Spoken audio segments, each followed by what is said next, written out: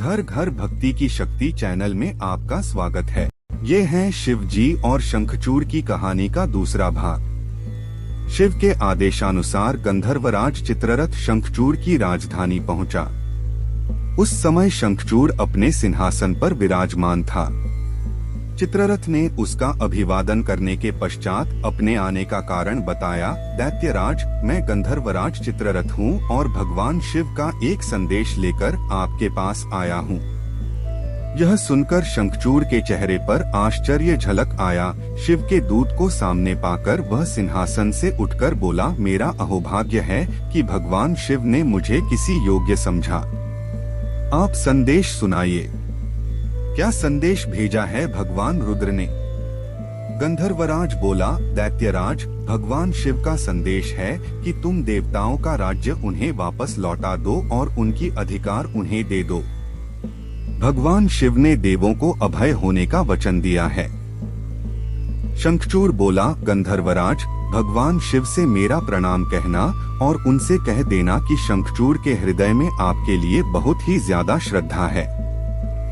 परंतु यदि उन्होंने इंद्र के बहकावे में आकर मुझे दंडित करने का निश्चय किया तो मैं उनकी बात नहीं मानूंगा और उनसे भी युद्ध करने के लिए तैयार हो जाऊंगा। चित्ररथ वापस लौटा और उसने भगवान शंकर को शंखचूड़ का उत्तर सुनाया। यह सुनकर शिव क्रोधित हो गए और अपने गणों को युद्ध का आदेश दे दिया। उधर शंखचूड़ ने अपने पुत्र का अभिषेक कर उसे दानवाधिपति बना दिया और अपनी पत्नी से बोला, मैंने युद्ध स्वीकार कर लिया है। देवी, ईश्वर करे युद्ध में हमारी विजय हो। अब मुझे अनुमति दो, मेरी सेनाएं तैयार हैं। शंखचूड़ अपनी सेनाएं लेकर युद्ध भूमि में जा पहुंचा। दोनों सेनाएं गोमत्रक पर्वत के समीप एक दूसरे के आमने सामने आ खड़ी हुई। भगवान शिव ने शंखचूड़ के पास एक बार फिर संदेश भेजा कि वह नादानी न करे और युद्ध से दूर रहकर उनकी बात मान ले। किंतु शंखचूड़ न माना और दोनों सेनाओं में घनघोर युद्ध छिड़ गया। भगवान शिव और शंखचूड़ आमने सामने डट गए। दोनों में अनेक अस्त्र शस्त्रों से युद्ध होने लगा। फिर भगवान शिव ने जो ही शंखचूड़ का वध करने के लिए त्रिशूल उठाया तो आकाशवाणी हुई, देवाधिदेव, आप प्रलयंकर हैं, सर्व समर्थ हैं, किंतु आपको मर्यादा की रक्षा करनी चाहिए। श्रुति की मर्यादा को नष्ट न करें। जब तक शंखचूड़ के पास हरि का कवच है और जब तक उसकी पतिव्रता पत्नी मौजूद है, तब तक उस पर बुढ़ापा नहीं आ सकता और न ही उसकी मृत्यु हो सकती है। आकाशवाणी के खत्म होते ही शिव का त्रिशूल अपने आप रुक गया।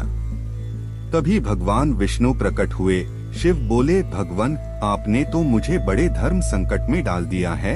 आप ही ने तो इंद्र को मेरे पास भेजा और जब मैंने उसे अभय करने के लिए युद्ध आरंभ किया तो अब आप ही का कवच आड़े आ रहा है।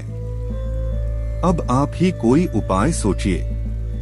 विष्णु बोले, शंखचूड़ के शाप का समय अब समाप्त होने ही वाला है। भगवान, अब इसे असुर योनि से मुक्त करके गोलोक भेजना पड़ेगा। यह कृष्ण भक्त है और कृष्ण मेरा ही प्रतिरूप है, अतः इसे वापस गोलोक में भेजना होगा।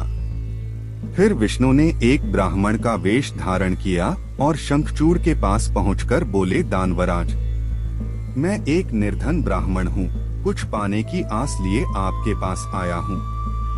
शंखचूड़ बोला, मांगो विप्रवर, जो भी मेरे पास है उसे दे देने में मुझे किंचित भी विलंब नहीं लगेगा। मेरा सिर भी मांगोगे तो वह भी दे देने में इनकार नहीं करूँगा। आप आदेश तो दें। ब्राह्मण वेशधारी विष्णु बोले, दैत्यराज, मुझे आपका सिर नहीं, आपका कवच चाहिए। बोलिए, देंगे अपना कवच। शंखचूड़ ने अपना कवच उतारकर ब्राह्मण वेशधारी विष्णु को सौंपते हुए कहा, अवश्य, यदि भगवान कृष्ण की ऐसी ही इच्छा है तो ऐसा ही होगा। आप कवच ले जाइए। ब्राह्मण वेशधारी विष्णु कवच लेकर दैत्यपुरी पहुँचे। फिर उन्होंने शंखचूड़ का वेश धारण किया और राजमहल में जाकर शंखचूड़ की पत्नी तुलसी के पास पहुँचे। तुलसी ने उन्हें अपना पति ही समझा और उनका स्वागत किया। उस रात विष्णु शंखचूड़ के महल में ही ठहरे। अचानक ही पतिव्रता तुलसी को धोखे का आभास हुआ। वह चौंक कर बिस्तर से उठी, बोली, कौन है तू और मेरे साथ छल करने का तुझ में साहस कैसे हुआ? जल्दी बोल, अन्यथा अपने पतिव्रत तेज से अभी भस्म करती हूँ। विष्णु अपने वास्तविक रूप में प्रकट हो गए। उन्होंने तुलसी को समझाते हुए कहा, सुनो तुलसी, तुम्हारे पति का समय पूरा हुआ। एक शाप के कारण ही उसे असुर योनि में आना पड़ा था। अब से वह गोलोक में रहेगा, क्योंकि तुम्हारा पतिव्रत धर्म ही उसकी रक्षा कर रहा था। इसलिए मुझे छल करके तुम्हें कलुषित करना पड़ा।